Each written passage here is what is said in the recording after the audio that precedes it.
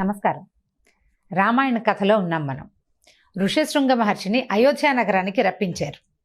ఆ తర్వాత ఏం జరిగిందో చూద్దాం. దశరథ మహారాజు అంటే కొంతకాలం ఋష్యశృంగుడు అయోధ్యలో గడిపిన తర్వాత వసంత ఋతువు వచ్చాక వసంత ఋతువులోనే యజ్ఞం ప్రారంభించాలని నిర్ణయించారట. ఋష్యశృంగ మహర్షిని ఋత్విక్కుగా స్వీకరించారు. అంటే యజ్ఞం చేయడానికి ముందుండి యజ్ఞాన్ని నడిపించేందుకు ఆయన్ని స్వీకరించి తాంబూలాదులు ఇచ్చి సత్కరించి, అయ్యా మా యజ్ఞం చేయండి మీరు అని ప్రార్థించారనమాట. ఆర్గానిక్ పద్ధతిలో మీ చర్మాన్ని తెల్లగా మార్చుకోవాలనుకుంటున్నారా? సంప్రదించండి డాక్టర్ మాధవిని. ఆ తర్వాత ఏం చేశారు? ఆయన ఋత్విక్కుగా ఉండటానికి అంగీకారం తెలిపి యజ్ఞానికి కావలసిన సంభారాలన్నీ సిద్ధం చేసుకోమన్నారు. ఈ యజ్ఞం అంటే 2 రోజులు 3 రోజుల వ్యవహారం కాదండి, ఇంచుమించుగా 2-3 సంవత్సరాల కాలం పడుతుంది.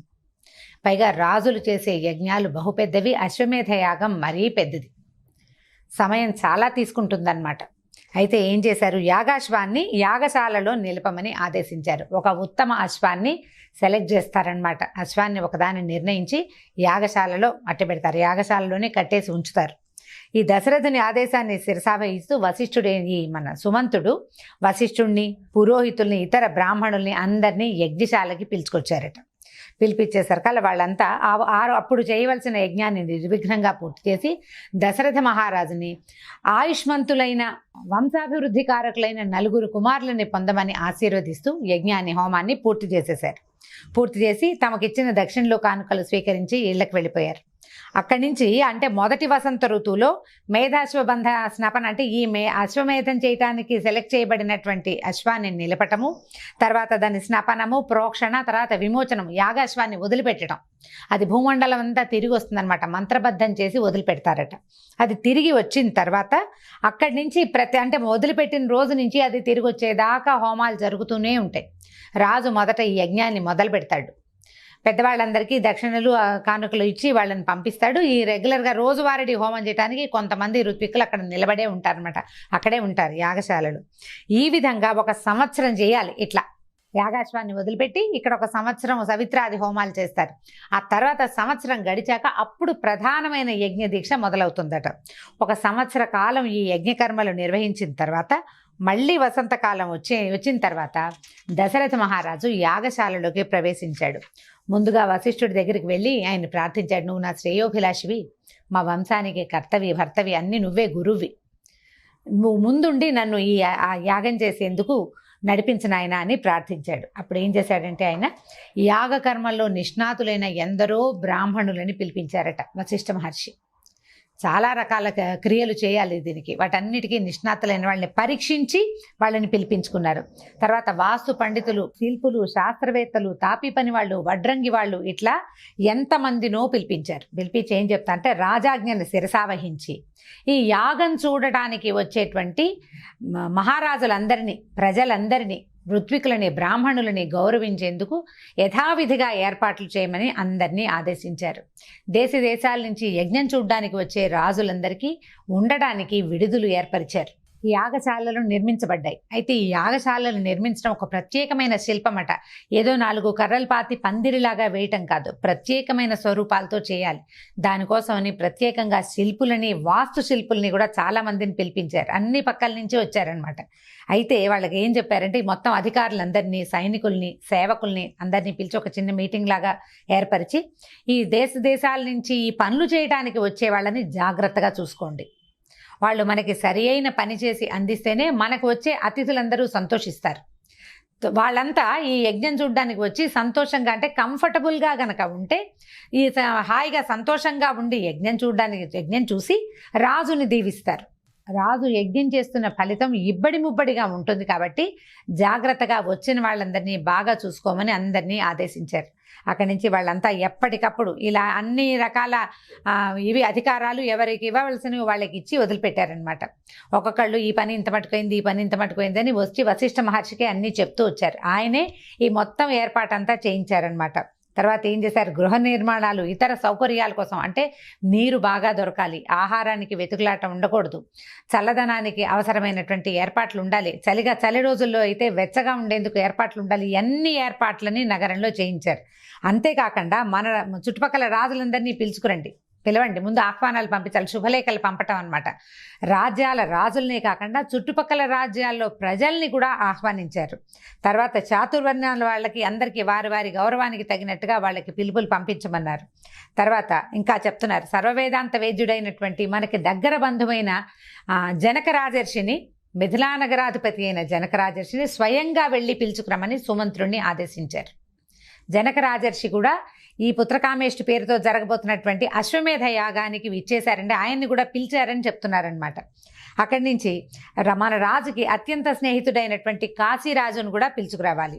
తర్వాత ఇక మహారాజు గారంటే అయోధ్యాధిపతి అయిన దశరథ మహారాజు మావగారు అయినటువంటి కైకేయ మహారాజు, కైకేయ దేశరాజు అంటే కైకాదేవి యొక్క తండ్రి, ఆయన్ని పిలవాలి. ఆయన కుటుంబాన్ని స్వయంగా వెళ్ళి తీసుకురావాలి.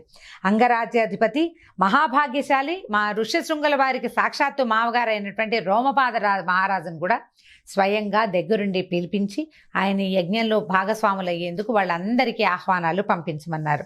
తర్వాత ఇంకా అన్ని దేశాల వాళ్ళకి పేరు పేరున శుభలేఖలతో పాటు దూతలని పంపించారు. తర్వాత మన హితులు, స్నేహితులు, శ్రేయోభిలాషులు అందరికీ ప్రత్యేకమైన ఆహ్వానాలు పంపించమని చెప్పి ఆహ్వానితులంతా వచ్చారా లేదా, వాళ్ళకి సరైన ఏర్పాట్లు జరుగుతున్నాయా లేదా అన్నీ చూసుకోమని సుమంత్రుణ్ణి వశిష్ఠ మహర్షి ఆదేశించారు.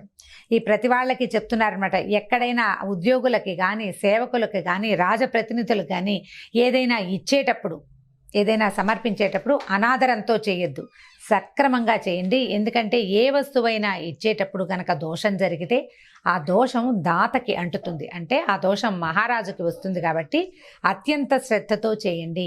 ఇది మన దేశ అభ్యున్నతి కోసం చేస్తున్న యాగం కాబట్టి ప్రతి ఒక్కళ్ళు బాధ్యతాయుతంగా ప్రవర్తించమని వశిష్ఠ మహర్షి అందరికీ పేరు పేరున తెలియజేశారు.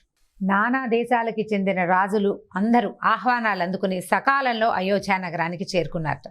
వశిష్ఠ మహర్షి దశరథ మహారాజు దగ్గరకు వచ్చి ఏర్పాట్లన్నీ సక్రమంగా అయినాయి, ఆహ్వానితులంతా వచ్చారు, వాళ్ళందరికీ చక్కటి వసతులు కల్పించాము, అందరూ సంతృప్తులుగా ఉన్నారు. అనేక దేశాధినేతలంతా రత్నాలు, విలువైన వజ్రాభరణాలు ఎన్నో కానుకలుగా ఇచ్చారు, అవన్నీ కోశాగారానికి చేర్చాము. ఇక నువ్వు యజ్ఞ విధిలోకి ప్రవేశించు, మొత్తం ఏర్పాట్లన్నీ అయినాయి, అందరూ నిన్ను చాలా మెచ్చుకుంటున్నారు, ఇక యజ్ఞం ప్రారంభించమని చెప్పారు. తర్వాత దశరథ మహారాజు వశిష్ఠుల వారు మరియు ఋష్యశృంగుల వారు ఆదేశించిన విధంగా ఒకానొక శుభముహూర్తాన యాగశాల యందు ప్రవేశించారట. ఆయన్ని ముందుంచుకుని, ఋష్యశృంగుడిని ముందుంచుకుని యథాశాస్త్రీయంగా కల్పోక్త ప్రకారంగా, ఇప్పుడు ఈ శాస్త్రీయత మనకి సక్రమంగా తెలియదండి, అప్పటి పద్ధతులు వేరేగా ఉన్నాయి, పూర్తిగా వేదోక్తంగానే కల్పోక్తంగానే చేయబడేవి. ఆ విధులు ఏమిటి అనేది కూడా మనకి అవగాహనకి రాదు, ఒకవేళ వివరంగా చెప్పినా అది మనకు అర్థం కాదు. ఇవాళ రేపు మనం ఆ విధులు ఏవి చూడటం లేదు. అయితే ఈ విధంగా యాగం ప్రారంభించబడింది. సంవత్సరం గడిచిందట. యాగాశ్వం తిరిగి యాగశాలకి వచ్చి చేరుకుంది. దశరథుడు సరయూ నదికి ఎక్కడ చేశారు ఈ యాగశాలని? సరయూ నదీ తీరానికి ఉత్తర భాగంలో నిర్మించబడింది. అక్కడికి ప్రవేశించి యాగాన్ని పునఃప్రారంభించారు, మళ్ళీ ప్రారంభమైందనమాట. వీళ్ళంతా ఏం చేశారు, మొత్తం ఉన్న బ్రాహ్మణులు, ఋత్వికులు అంతా శాస్త్రోక్తంగా యజ్ఞ విధిని పూర్తి చేశారు.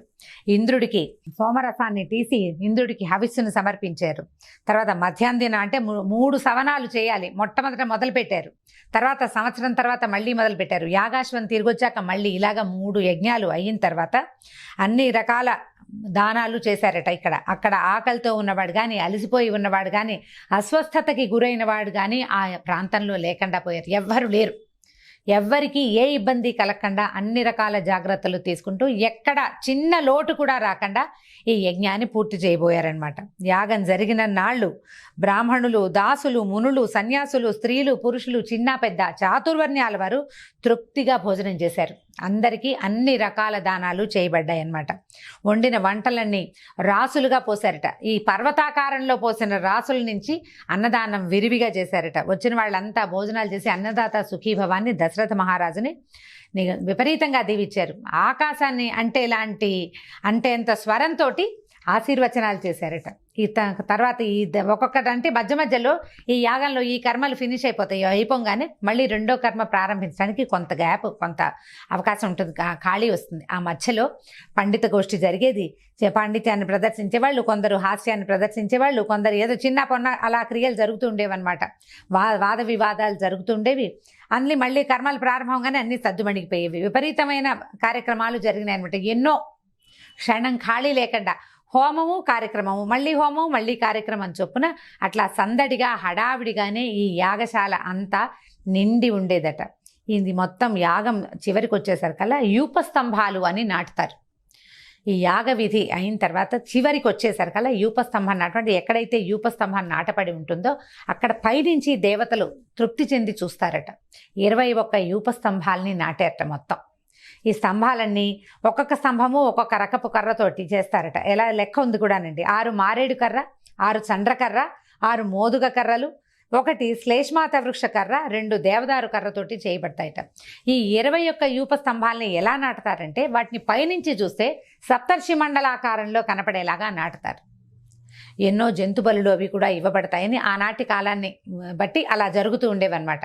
ఇట్లా ఈ మొత్తంగా యాగ విధానం తెలిసినటువంటి ఋత్విక్కులు అంతా కూడా ఈ మొత్తం యాగ క్రియల్ని పూర్తి చేశారు. చివరికి అశ్వమేధ యాగం పూర్తయింది. వపాధూమ గంధం అని ఒక గంధాన్ని వాసన చూపిస్తారు. ఇక్కడ జరిగేటువంటి నానా రకాల క్రియలలో ఎలాంటి దోషము ఈ హోతకి, అంటే ఎవరైతే ఈ యజ్ఞ గృహస్థు ఉన్నాడో ఆయనకి అంటకుండా ఉండేందుకు వపాధూమ గంధం అని ఆ గంధాన్ని రాజుకి వాసన చూపిస్తారనమాట. ఆ ధూమగంధాన్ని స్వీకరించిన తర్వాత ఈ మొత్తం అశ్వమేధ యాగం పూర్తయిపోయింది. ఇది మొత్తం 3 రోజులు చేస్తారు అశ్వమేధ యాగం. దీంట్లో బోలెడన్ని పేర్లు ఉన్నాయండి. మనం బాలకాండ కనుక శ్లోకాలతో చదివితే కొద్దిగా కొంత వివరం మనకి అర్థమవుతుంది. దీంట్లో ఎలా చేస్తారో చూద్దాం. 2 వాక్యాల్లో చెప్పేస్తాను. మొదటి రోజు చేసే క్రతువుని చతుష్టోమం అంటారు. 2వ రోజు చేసే క్రతువుని వృద్ధక్యము అంటారు. 3వ రోజు చేసే క్రతువుని అతిరాత్రం అంటారట. ఈ 3 రోజుల్లో ఒక జ్యోతిష్టోమ యాగం, ఒక ఆయుర్యాగం, 2 అతిరాత్ర యాగాలు, ఒక అభిజిత్ యాగం, ఒక విశ్వజిత్ యాగం, ఒక ఆప్తోర్యామ యాగాన్ని చేశారు. ఇన్ని యాగాలతోటి అశ్వమేధ యాగం పూర్తయింది. అశ్వమేధ యాగం అయిన తర్వాత దశరథ మహారాజు ఋత్విక్కులతో కలిసి ఏం చేశారో వచ్చే భాగంలో తెలుసుకుందాం. నమస్కారం.